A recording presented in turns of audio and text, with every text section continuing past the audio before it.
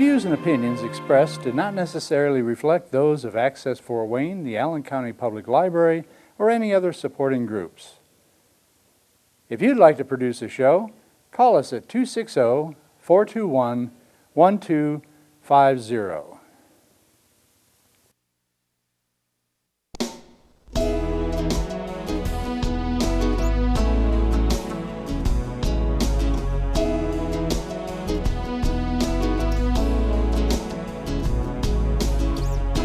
Let me be your lighthouse so I can show you the way.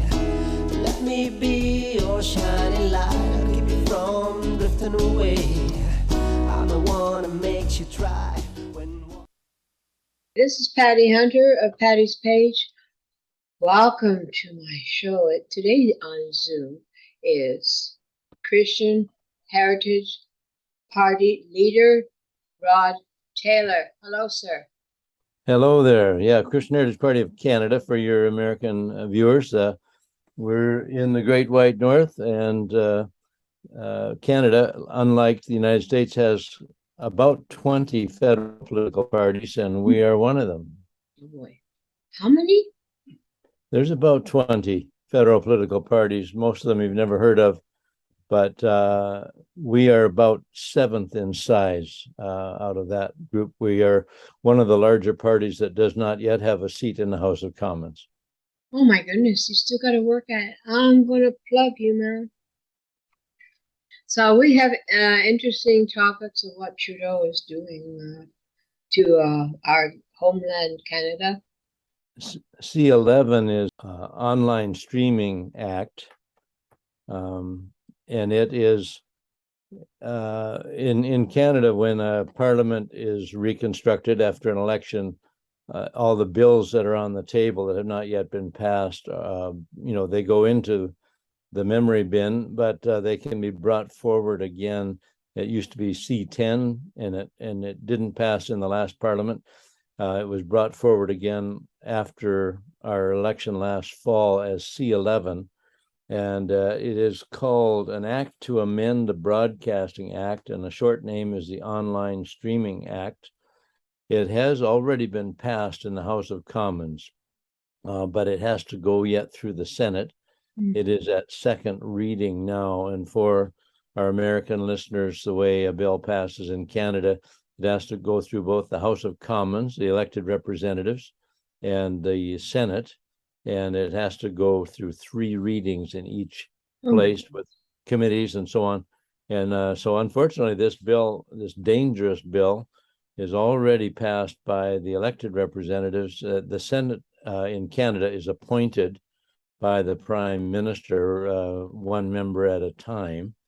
And so we have some senators that were still there appointed by Stephen Harper, the former Conservative Prime Minister, and some of them that were appointed by Justin Trudeau, our current Liberal Prime Minister.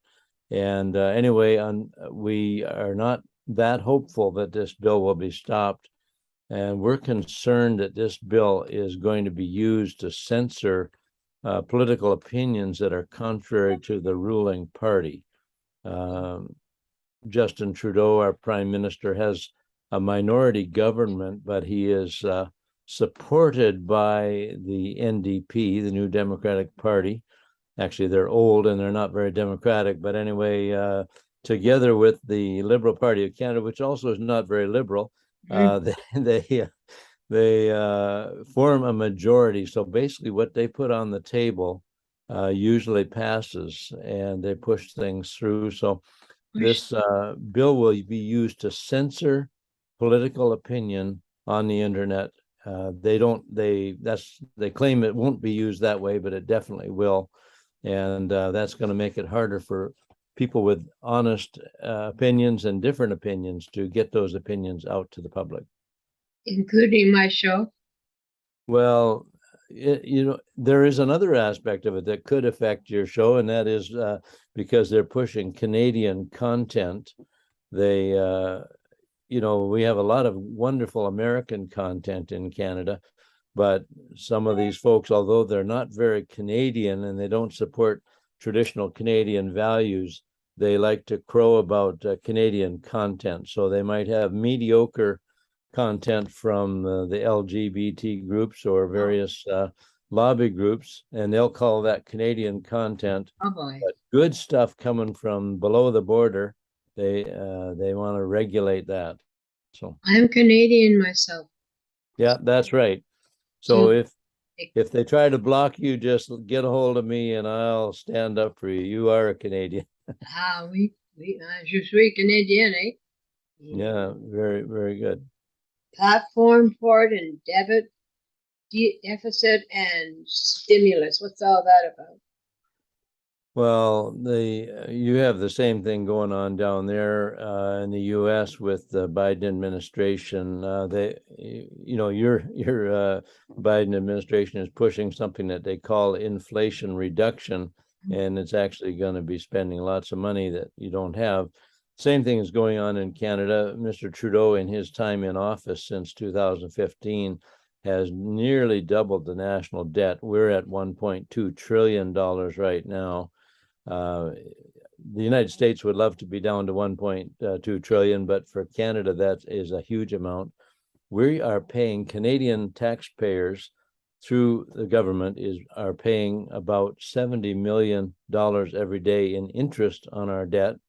$70 million that could be much better used on programs and services for Canadians. So, but this Prime Minister has no idea how to, and I don't think he has any thought about trying to get out of that situation. When he came into office in 2015, he's famously recorded as saying the budget will balance itself. The budgets do not balance themselves, as any householder knows.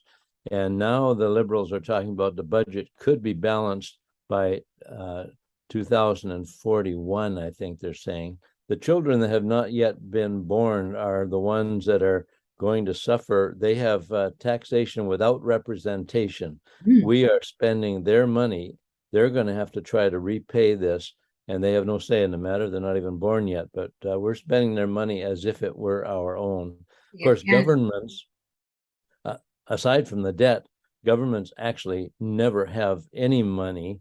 The only money that they can use is the money they can get from taxpayers, one form or another. And so, but when they spend money that they're not even willing to take from the taxpayer, like they can either borrow it or they can take it directly in the form of taxes. This government has chosen to do both, with taxing the citizens today and borrowing from the future. So we're in a bad situation there. It's a terrible situation today, and the governments who should know better. I mean, these folks that get elected to office should understand at least how a checkbook works and a bank balance. So the Christian Heritage Party that I represent, we have a policy. Of course, we haven't had a chance to implement it because we haven't been elected, but our policy is mandatory balanced budgets. So we think that governments should never spend more than they take in, except perhaps, it could be in a time of war or some kind of crisis like that. You may have to borrow some money, but the good times we should be paying back the money that has been borrowed by previous governments. But instead, it's all too easy for governments to try to actually buy votes for the future when every time they promise they're going to put money into something, into some program or support a business that's failing or whatever, they're actually buying votes with taxpayer dollars, and it's shameful. Yeah, that's sad. Yeah. Compared to the United States, you both are in the same running, I tell you. The Arrive Can, ARRIVECAN. What's that? Yeah, Arrive Can is a program implemented by the current government that they want every person crossing the border into Canada, wherever you're coming from, but I'm thinking specifically about the US-Canadian border.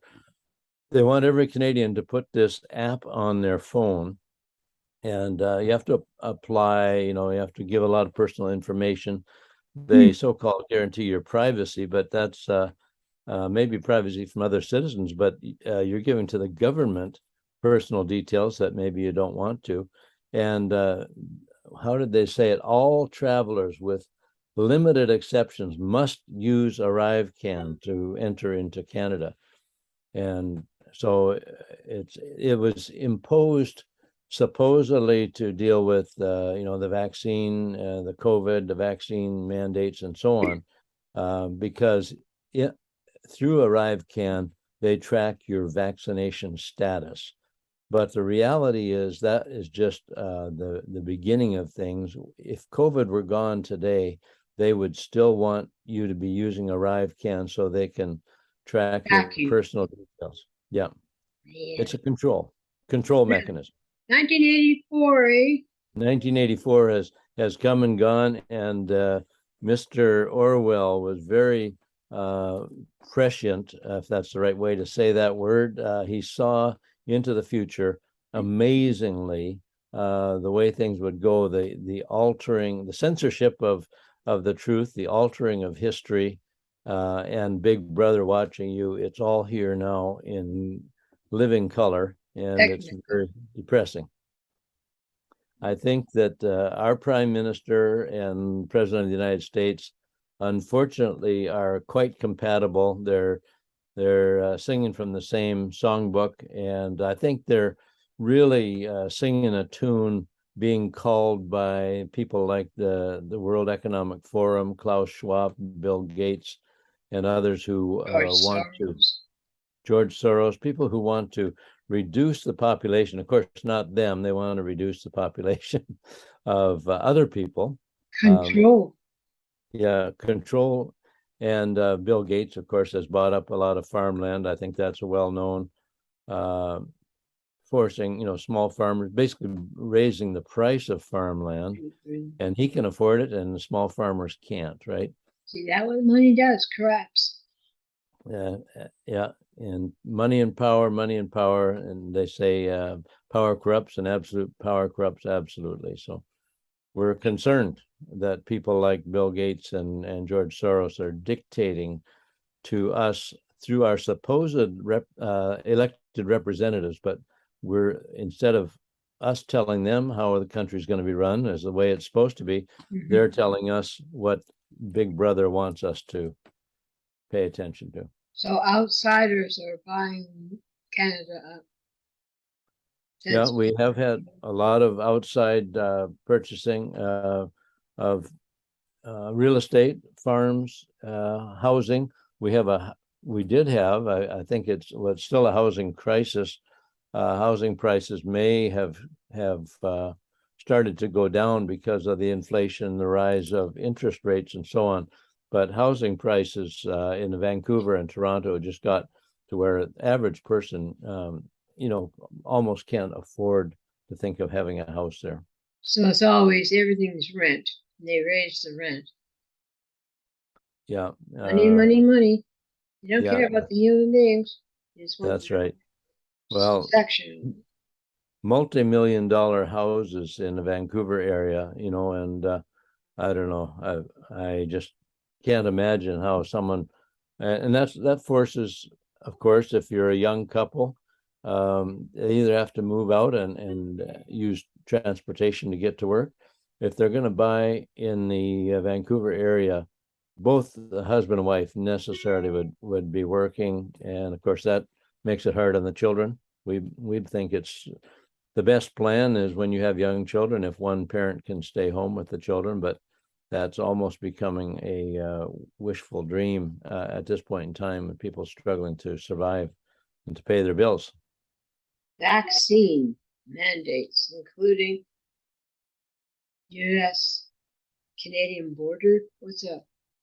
Well, if you go way back to January, February, that we had this earth-shaking event in Canada, the Truckers' Freedom Convoy, and the actual trigger point for that event, which of course became something far beyond what anyone anticipated it could become. We watched that on TV. Yeah, the trigger point was that Canadian truckers, people who make their living hauling, were forbidden to cross the U.S.-Canadian border without a vaccine passport, without proof of vaccination, without going, into a lot of detail about the problems with the vaccines, these mRNA. Some people say they're not even vaccines; they're gene therapy, experimental gene therapy. But anyway, it has always been up to the individual to decide whether to take that injection or not. And this government doesn't accept that. This government says you must. So, so the truckers that went to Ottawa were demanding that the government revoke that requirement, and the government chose rather to send out police. Police is almost not the right word for it, to use armed force to expel these peaceful protesters from Ottawa. I noticed that. We didn't like it.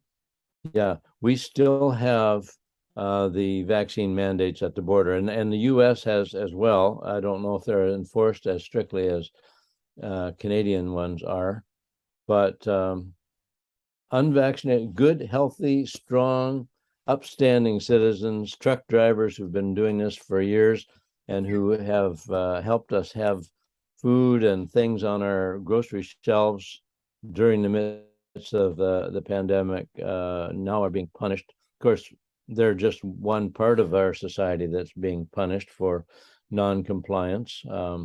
It's called paranoia. Yeah. So the government has fired a lot of good people, and the provincial governments in Canada, unfortunately, whether the label on the government, we have conservatives, liberals, NDP across the country, different political parties that are in charge of various provinces, they all went lockstep with this, and many, if not all of them, have fired good healthcare workers who refused to take the injection. And now they're shutting down emergency rooms. They say, "Oh, we have a nursing." Oh, that's not good. No. Well, they're of course blaming it on the pandemic and other issues, but really, there's a lot of good nurses that are sitting at home right now, not able to work because the government in my province, British Columbia, the government has said if you don't get the vax, you cannot work in the healthcare system. And then the government wrings its hands and cries and says, "Oh, we have a shortage of nurses. We'll have to bring people in from foreign countries." Well, you saw, you showed me. Yeah. Hey, when I had my operation on my shoulder, they wouldn't touch me, the doctors at a certain hospital, until I had all my shots. Oh, really? They would not touch me. Yeah. Wow. That's amazing. We've had that going on in Canada too. And on top of that, we have this euthanasia program. I interviewed Angelina Ireland. She is the head of the Delta Hospice Society. And they had a wonderful facility, a palliative care facility providing comfort care to folks near the end of life in Delta down here. And the government of British Columbia took it away from them. It was a facility worth, I think it was raised with private money, about $8.5 million. The government stole the facility because they refused to kill their patients. They refused to perform euthanasia or doctor-assisted suicide. And anyway, so she has put out she and her organization, they still exist even though they've lost their facility. They put out a document called the DNE. Many of us are familiar with the DNR that is being pushed often, do not resuscitate order, that the government likes to have you sign so that they can bump you off or at least not resuscitate. But this is a DNE, it's do not euthanize. And so that's a form that people across the country can get from the Delta Hospice Society and fill it out, sign it up before witnesses, and it instructs those that are caring for someone that person does not want to be injected with a life-ending substance, doesn't want to be euthanized.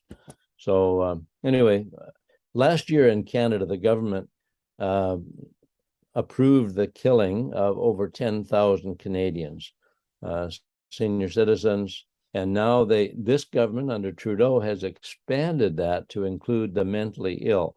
So if you are mentally ill and you are depressed and on a particular day you want to die, you can ask the government to send a doctor to kill you, and they will do it. That very day? If you are near the end of life, what they call imminent death, they will do it the same day. If you're if that your end is not immediately foreseen, there is a waiting period. But nevertheless, what we say as a Christian Heritage Party, we say the government, instead of ending people's lives, should be providing quality palliative care. Most Canadians, more than 50% people in their latter years, do not have access to good palliative care, comfort care. Of course, a lot of people also got very depressed during the COVID lockdowns because their family could not come see them. You know, if you're in a nursing home and you're lonely, nothing you like better than to have family come and visit you. But when your family couldn't come in, then some people got quite depressed. And so depression is not necessarily saying I want to die, but people that are depressed on that day could make a bad decision. And the government is moving in the direction of if you have lost hope, we'll just bump you off. It's cheaper. This is a cost-saving initiative by the government. It's cheaper to kill people than to care for them. Although this government is throwing away money hand over fist on many useless things, they're happy to save money by killing you instead of caring for you. How did that get together, doing abortion, euthanasia, after the mentally ill? What? Well, you know, the Bible says that the fear of the Lord is the beginning of wisdom. So when a person does not honor and respect God Almighty, maker of heaven and earth, the one who created us in his image, the one who breathed life into us and has plans for us, if people ignore, and reject God, according to the Bible, the way I read it, then you have zero wisdom. And so that in Romans 1, it says those that reject God, he gave them over to delusion and to do things, in the King James, it says, that are not convenient. So this government is doing things that are evil and leading to disastrous results for our nation. We're pushing towards socialism in this country, if not outright communism. But, the Prime Minister wants us all to drive electric cars. They want to mandate that. I had a fellow interviewed this week. I've just posted it on CHP Talks, is my podcast that comes out every Thursday. And this week I interviewed James R. Coggins, who laid out all the reasons why Canada cannot go to a fleet of entirely electric vehicles. There's a lot of reasons for that, but it's an impossibility, and this government just barges ahead as if they've done the research. Okay, I have a question. It's funny yet serious. They're going to be making people eat crickets. What's that? Trying to urge them to do that? Is that a joke or is that real? That is real. Wow. The government of Canada, under Prime Minister Trudeau, has paid $8.5 million to a London, Ontario cricket farm. When they're fully functional, they expect to have 4 billion crickets there at any time. And Klaus Schwab, the head of the World Economic Forum, has said that we have to give insects the place they deserve in our economy. In our stomachs, right? And Bill Gates has invested himself in insect farms, and he says we have to move to. He says the what would you call them, the top countries in the world have to move to 100% synthetic beef. So they want to. You see the trouble going on in Holland with the farmers. Yeah. Canadian farmers are facing some of the same challenges. Part of it is just the cost of everything going up, the cost of fuel and fertilizer.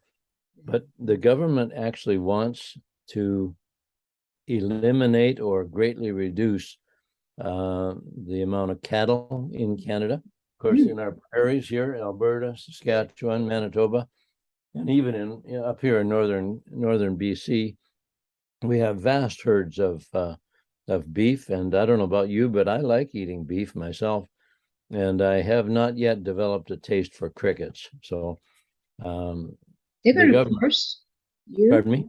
They're going to force you, us. Well, either by cost or regulation, if they can squeeze farmers out of the picture, and in Bill Gates' case, buying up farmland, just taking it out of production, we can be manipulated, if not forced, manipulated into patterns of living that we don't want or don't choose. They say that these moving to an insect diet is to save the planet. Ludicrous. Because cows emit methane gas. That's one of the things. But also that they consume, it takes more land. I guess you can grow more crickets on the same amount of land, or more pounds of crickets than you can cows. And so they think it'll save the planet by reducing CO2. It's all misguided. It's all based on phony ideas about about climate change. I don't know where this is all coming from, but there is no logic in anything that's going on. Well, God put our wonderful planet 93 million miles away from the sun, which he also created, and put us in orbit, 23.5 degree tilt, the rotations that we're used to, the day and night, the seasons. Mm-hmm. God did that. None of us could have figured that out if we'd have been around in the beginning. Nobody still can figure it out. It's wonderfully designed. Our planet, our solar system, our bodies, our environment, ecosystem, the other plants and animals, the fact that we have water we can drink, and that we're at a temperature where human life is possible.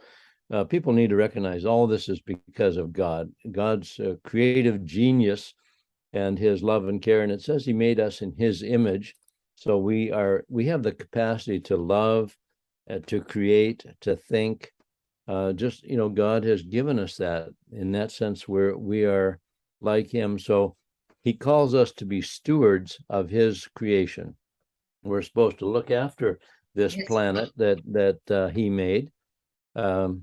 Not supposed to waste things. And so, in that sense, we are environmentalists as well. But this whole thing about carbon dioxide is it's a wild goose chase. Yes, it is. Yeah. Any excuse to hurt people. Yeah. Well, let's get towards the end of my show. My goodness, I could talk for another hour. Well, it's been marvelous being with you, Patty. And how are things? What's the biggest excitement going on in Fort Wayne right now? A lot of stuff. This is a very active city, arts-wise. So this is Patty Hunter, Patty's Page, thanking Rod Taylor, leader of Christian Heritage Party, which is a pro-life party, political party in Canada. So we'll see you next week. Godspeed, my love, until we meet again. You're always in my heart and every dream. Don't let this time apart give in to all our fears. God will keep us close from up above. So until we meet again, Godspeed, my love.